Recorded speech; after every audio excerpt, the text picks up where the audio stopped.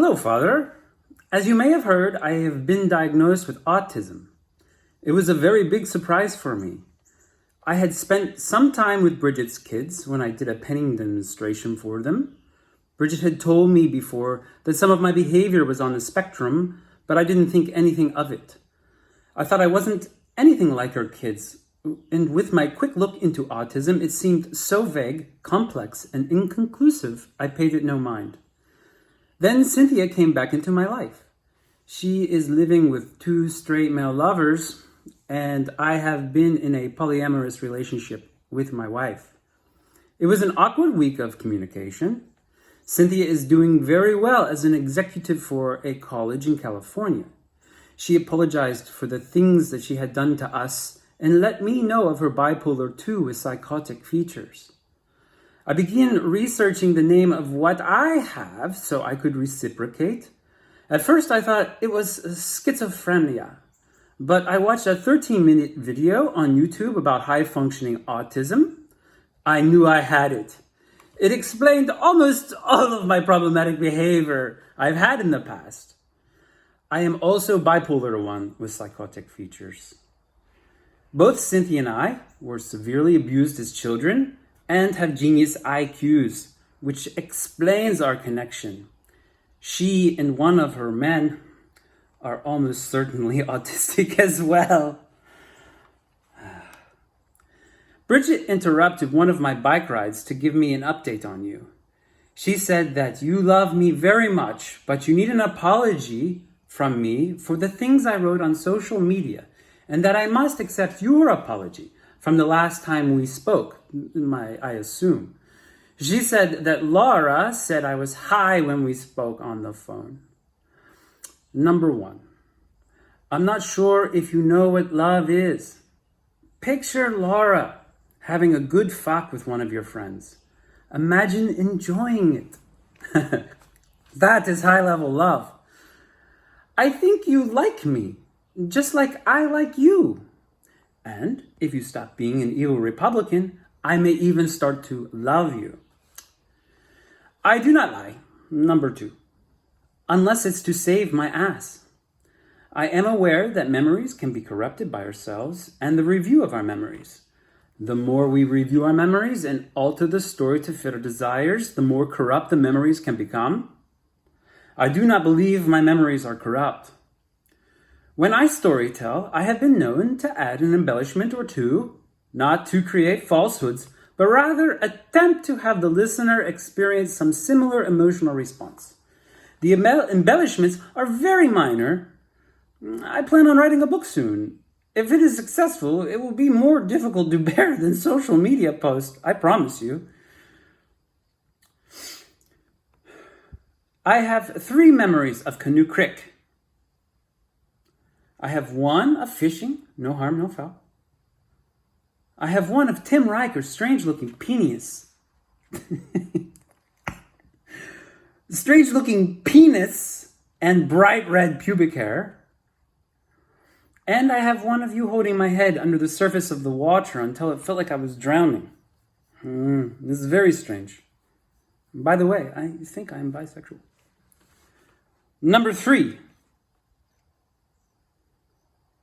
I had a feeling you'd want our last interaction resolved.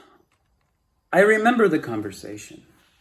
I was saying how I don't like our financial system, that the problem with capitalism is that the top 1% makes enormous amounts of money but does not add any value to society. The game is rigged. There is no risk when you have enough capital to invest in the market. I said that corporations are, for the most part, evil because they have personhood rights, but are not people because they can live forever. Seeing as though corporations are held to the bottom line by their shareholders, they have every incentive to externalize costs to society so long as the penalty is less than the gain. I said that I am not against materialism or products, and that I have a love affair with Apple because of the superior design and integration of the soft and the hard. I said that if I had money, I may invest in Apple, even though I know it is harmful because it supports an evil communist system in China. I got angry at myself and said, excuse me, ahead of myself. I got angry at myself, and you said, see, even you are ... dick, or something to that effect. The day after, you apologized for making me upset. You did not make me upset. You enjoyed seeing me be upset. That's what made me said, I don't need this shit anymore, and walked out of your life. Rephrase your apology, and I may accept it. But, I'll still... Okay. Number 4, I remember the conversation with Laura when I called at an inappropriately early time. It went like this. I mean, part of it. Laura, are you high? Patrick, no, I'm not on drugs. I was high last night, but not now. Laura, I think you're still high. Patrick, I'm not still high. I have a lot of experience with being high. I know when I'm high and I am not high. Laura, I think you're still high.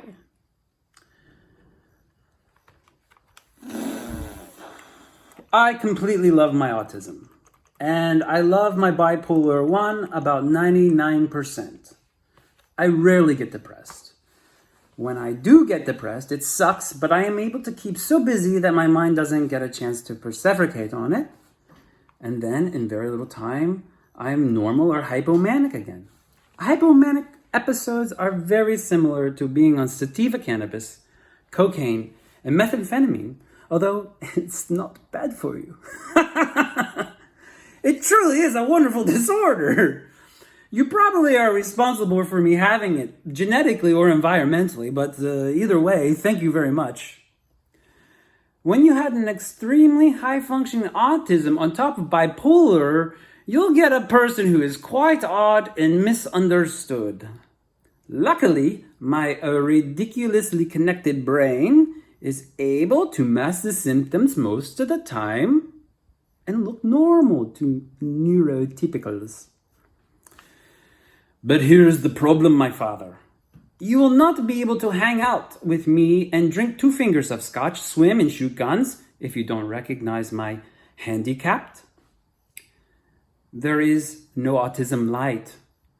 I am full-blown autistic. I've just been able to cope with this ridiculous world around me.